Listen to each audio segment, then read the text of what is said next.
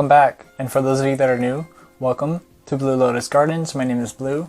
I do plant rescues here, plant designs, and other fun things that I'm also working on for my plant store, and just really growing my love for plants more and more. So today I'm going to talk to you guys about ferns, and I was actually inspired by Summer Rain Oak's 7 easy ferns to grow indoors. So in today's video, I'm showing you 3 different ferns. This first one is a Asplenium Scolopendrium. This is a Hart's tongue. I'm going to show you an Arachnopides and a little plant rescue that I have of a silver hair maiden fern. With this one, the Hart's tongue, it has a rhizome. It grows from a rhizome. These nice glossy bright green leaves, and it also has these really nice striking marks on it as well. That I think they're just really cool. And today I'm going to show you how to repot some of these. I'm going to do 2 of these in here. The Arachnopides I chose because it's something similar to a rabbit's foot fern. In case some people have trouble growing the rabbit's foot fern, this one's a little bit more easier and more hardy. It has these nice thicker, hardier leaves. A silver hair maiden fern. Now this one has some brown edges on there. I've been rescuing it since it was a bit smaller, and I leave the dead foliage on there until it's really ready for it to be moved, and I'll show y'all how. First, I have my soil mix already ready. You want to make sure that you have a soil mix, a more well-draining type of soil. So I always like to add a little bit of perlite.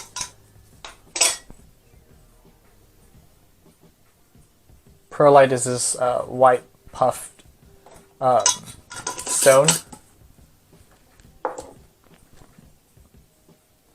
and it just adds a little bit more like a fluff to your soil, a bit more airy. Now my soil mix has some bark in it, so it's not super airy, but it does have that bark to help balance it all out. Okay. So I like to lay down a little bit of a hefty amount in the beginning.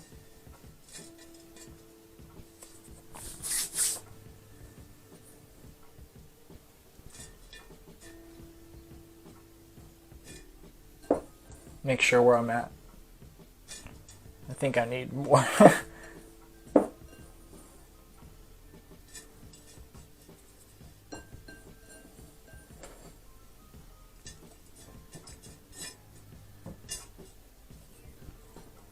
just have to put all of it in there. Okay. Now these are just really, I believe, a little bit more easier to care for, and they look really nice and striking. Let's see if I can show you the...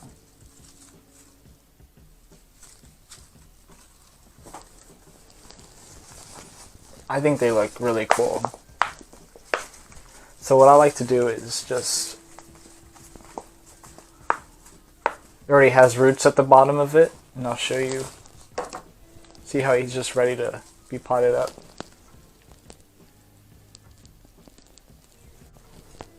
So we'll make a little hole for him.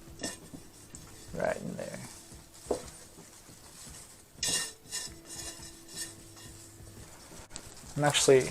I'm going to break the roots at the bottom so that way they know to run a little bit more. So this helps the plant know, okay, I can expand a little bit more than I'm at right now. And that's all you don't want to really go crazy with it, but like that is fine.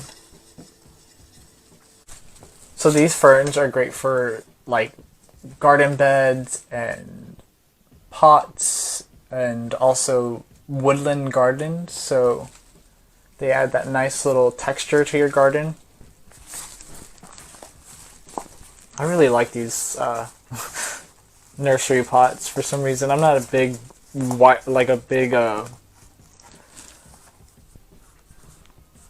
nursery pot person, but I like these.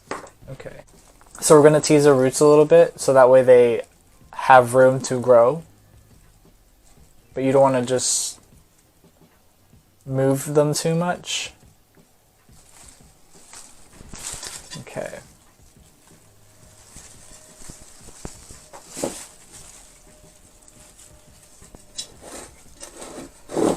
Like, that's just, it's nice just the way it is. Now, there it goes. So I'm just filling the rest of it with soil around the pot.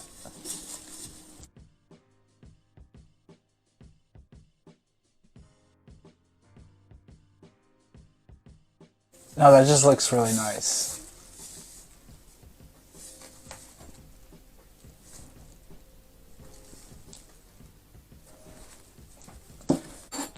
So this fern is a little bit on the hardier side. It is a rhizomatous fern, so to water it more occasionally. You can also tell because of the terracotta when it needs to be watered because of the porous material. The water is absorbed faster, so it's better for ferns to be in terracotta, in my opinion. We'll do watering about maybe twice a week, and then just reduce it if it shows sign of it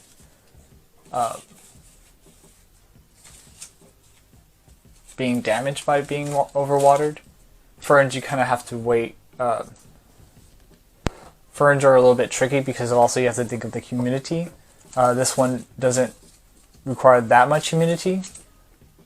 Nothing crazy like your silver hair maiden fern because of the type of leaf it is. It's a more thick leaf. Here, my little watering can. With ferns, I like to give it a watering all around and just let that soak through, and then give it a nice good watering right in the middle of the crown of the plant, just because it will help it drain like right through it. So next we're going to repot this Arachnopides. It's this nice terracotta pot.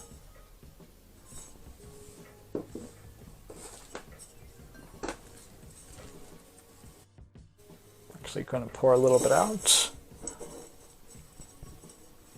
Okay.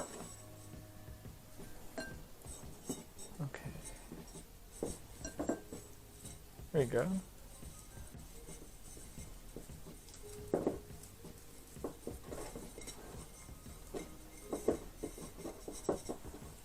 Now some of the soil from the root ball might fall into the terracotta, and that's fine.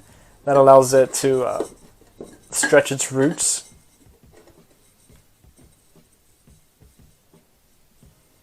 And the fronds will grow a little bit towards that way as well.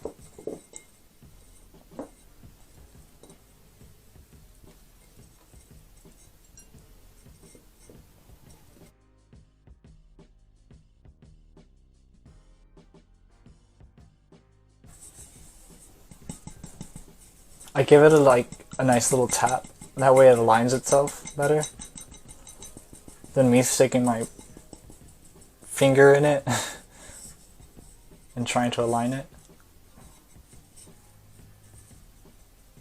Now I'm just giving a nice little tap on the top. I think you could tell on this one how that ring right there, that's all the water. And so that helps people see that, okay, well, it's watered and it's been moist. So now just wait until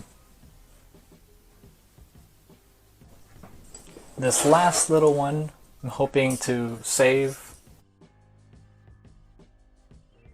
Dahlias, once they go dormant, you could place more soil on top of them, and they'll re-emerge from that soil, that new soil that it's in.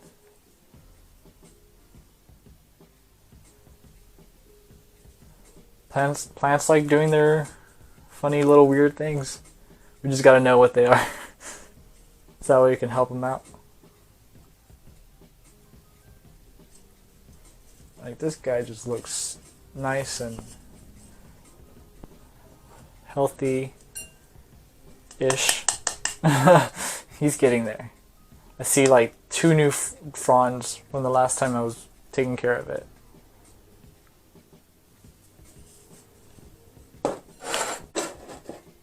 So this one's going to need a little bit more humidity just because it has a little bit of those wispier type of leaves.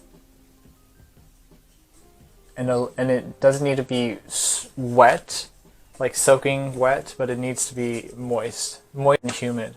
Relatively more like a begonia. Thank you all for joining me today. Y'all have a great day. Stay golden out there.